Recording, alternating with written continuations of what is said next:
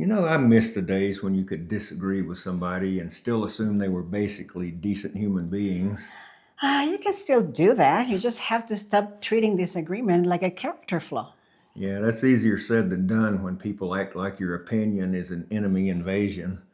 which is why we need rules, because the default setting is now fight. So, today we're giving you a playbook for political conversations that don't wreck relationships. And a graceful exit plan, because sometimes the smartest move is to stop feeding the fire.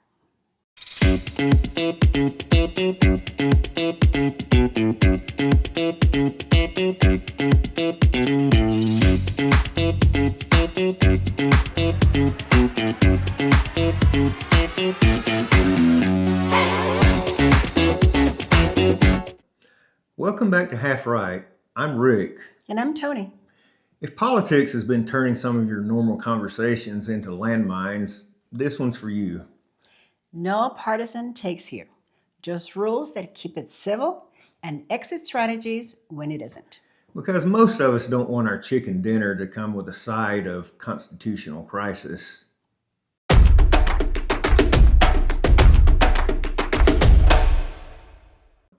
Now, we're both old enough to remember when having a political disagreement with somebody didn't turn you into mortal enemies. You could argue, maybe even get mad, and still have a relationship afterwards. But somewhere along the way, disagreement stopped being about ideas and started feeling like a personal attack. And once it feels personal, people don't listen, they get defensive. And part of it is confirmation bias. Most of us gravitate toward information that confirms what we already believe, and we ignore the stuff that challenges it. Which means that two decent people can look at the same thing and honestly think they're seeing completely different realities. And now that we've got algorithms that feed that and a lot of opinion dressed up like news, curiosity and critical thinking get buried. So instead of, I disagree with you, it becomes, I don't recognize you anymore. And that's when it all goes to hell. When you turn somebody's viewpoint into their whole identity. That's the really toxic shift. When we start assuming people who disagree with us must be stupid, evil, brainwashed, or all three. Yeah, I've lost people I cared about over politics, old military buddies, guys I respected. And unfortunately, I blame it on two things mostly on social media and on my own inability at that time to refrain from arguing. So I regret the fact that I was a big reason that that happened, and it's regrettable that we live in that environment. I lost a close friend too, as you know, and it was really our worldview started moving in very different directions, and we just didn't have enough common ground. I remember that situation well. But here's the twist. I've also made friends in seasonal jobs with people who see things differently than I do. Good people.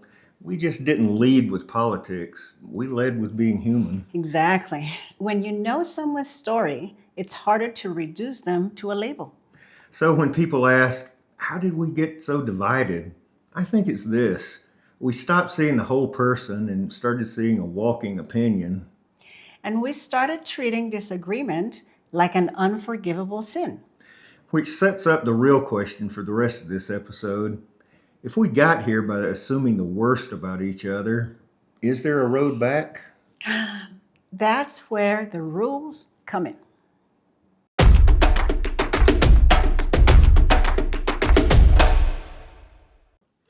All right, rules of engagement. Because if we leave political conversations to instinct, instinct has been unreliable.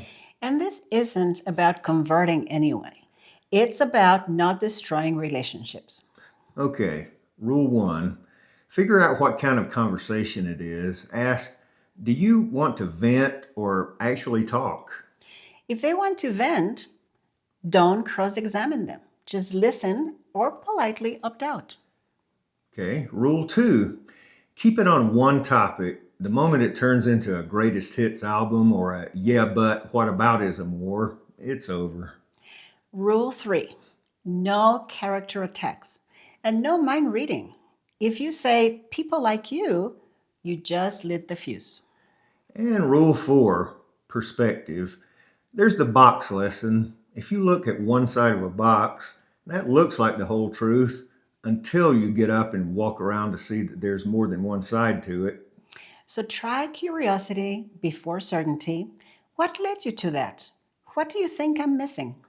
And when it starts heating up, or when Uncle Scooter keeps spewing conspiracy theories, it's time to use an exit line. Say it plainly. I care more about you than this topic. It usually turns the temperature down.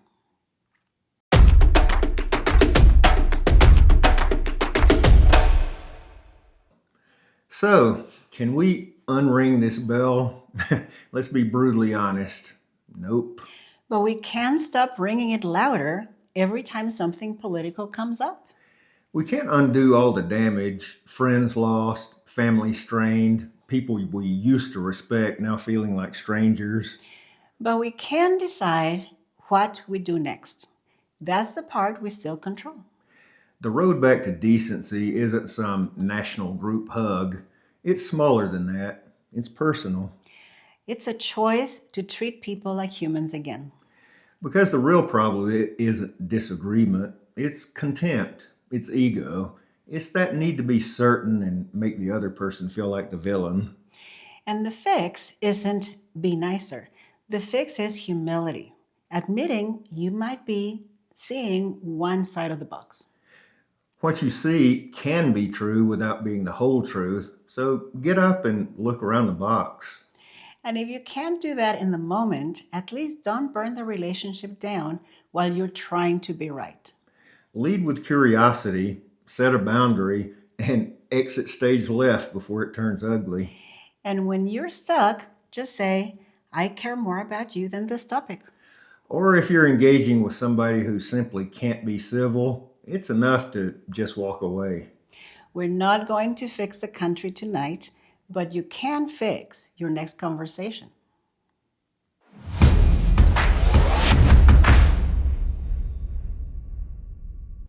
Now, we're not arguing that there aren't a lot of things wrong in the world right now. That's why it's important to remind ourselves that there are still a lot of things right in it too. The trick isn't pretending that everything's fine. It's refusing to let the worst stuff turn you into the worst version of yourself. You don't have to fix the country tonight. Just don't make your little corner of it meaner. Start small. One decent conversation and one moment where you choose respect over the rush of being right. That's how you rebuild anything worth keeping, one choice at a time.